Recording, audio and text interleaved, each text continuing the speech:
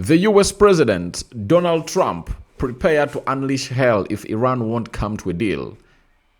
Leah Witt warns as all Marines arrive in Eastern Asia or Middle East. Welcome to the African Stance. This is coming from Washington. And President Trump is prepared to unleash hell on Iran if it won't come to a deal. White House Press Secretary Caroline Leavitt said on Wednesday as thousands of Marines arrive in the region for a possible mission to force the reopening of the Strait of Hormuz. Now, Iran is like, we are not opening the Strait of Hormuz. And Trump has gone ahead to give them 5 days. Remember, he first gave them 48 hours and he said, I'm extending it to more 72 hours. If they don't, then I'm obviously going to come up and obviously do the needful.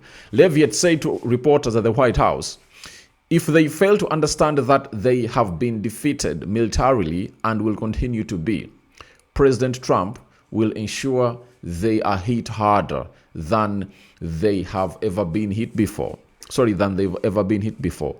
President Trump does not bluff and he's prepared to unleash hell. Iran should not miscalculate again.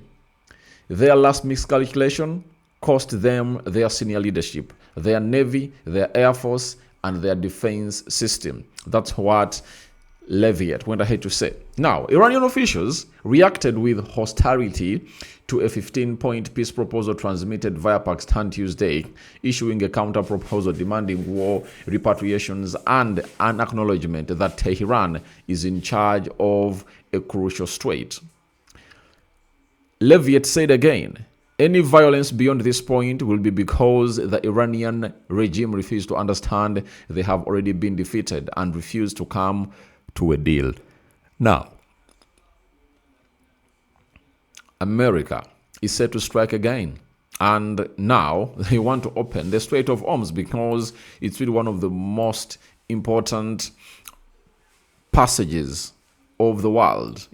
Ships and very many other water transport vessels really use it, obviously, transport lots of things. The arrival of Marines near Iran's shore opens the prospect of the first land missions for the US troops since the war began on February 28th, with heavy speculation that they may land along the Strait of possibly seize Iran's Kang Island fuel loading site further into the Persian Gulf. You understand? So Leavitt said, look, that's hypothetical question. Leavitt said regarding possible ground operations, it's also a decision that would have to be made by the commander-in-chief, and I'm not going to get ahead of him. So getting or throwing the Marines onto the land is a decision that Donald Trump will obviously have to make and take.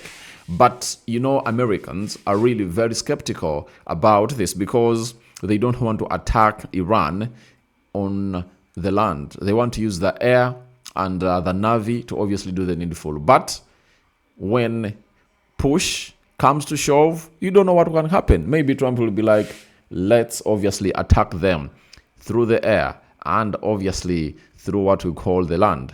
Trump is dramatically expanding the U.S. troop presence near Iran with roughly 7,000 Marines, sailors, and army parachutes en route to Middle East. So he first sent 4,000 and looks like 4,000 wouldn't obviously get the job done and dusted. You understand? So what he did was he was like, let me send more. You get close to 7,000 and US has very many soldiers, so if they send you 7,000, that is not even 1% of what they hold.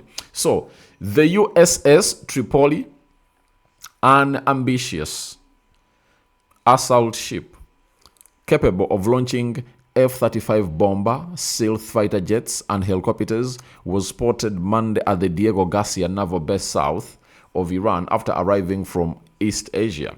About 2,000 Marines and sailors are believed to be aboard the Tripoli and smaller support ships from the 31st Marine Expeditionary Unit. So, when we talk about Diego Garcia, they launched a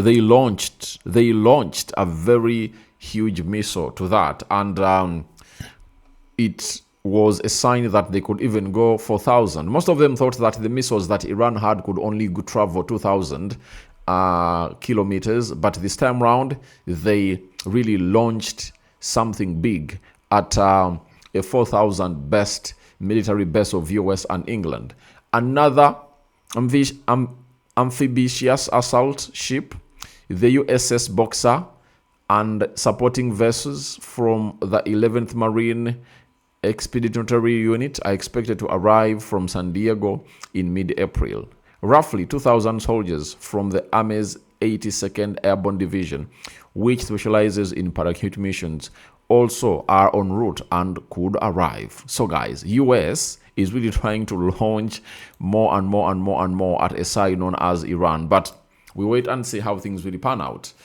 The repositioning comes after Trump assembled a vast amount of US air power for the initial assault, including at American bases in countries near Iran and as part of 2 aircraft carrier striker groups. The USS Abraham Lincoln led group in Arabian Sea and joining the USSR Gerald R. Ford, now moored to Crete for repairs following a laundry fire. Trump told the Post on the third day of the conflict that he has no yips about committing troops on the ground if they are necessary. So Trump said if time comes and putting or committing troops onto the ground, he will obviously allow it. That is it. Leavitt said the State House has no specific timeline for reopening the Strait of Hormuz, but that it's obviously something the administration is working towards as quickly as we can. So that is Donald Trump for you. He's a man who has obviously gonna hate to see most of his words come to pass, because he has obviously put them in order. First and foremost, he said he will attack Iran, and many were like, he cannot attack Iran. He attacked Iran, and on the first attack they killed their supreme leader, Ayatollah Khamenei.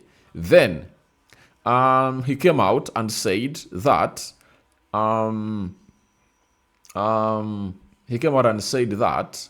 they will obviously put down the ships and most of the camps, and they're going to obviously do that. And people are looking at him as a joker, but one thing you won't underestimate about Trump, and what you have obviously pay a lot of attention to detail too, is that everything he has said about this war, he has obviously gone ahead to obviously put it into action. And when he says he's obviously going to be attacking them, I tell you, he will. So guys, thank you very much for watching through. This is the African Stance. We're out. Bye-bye.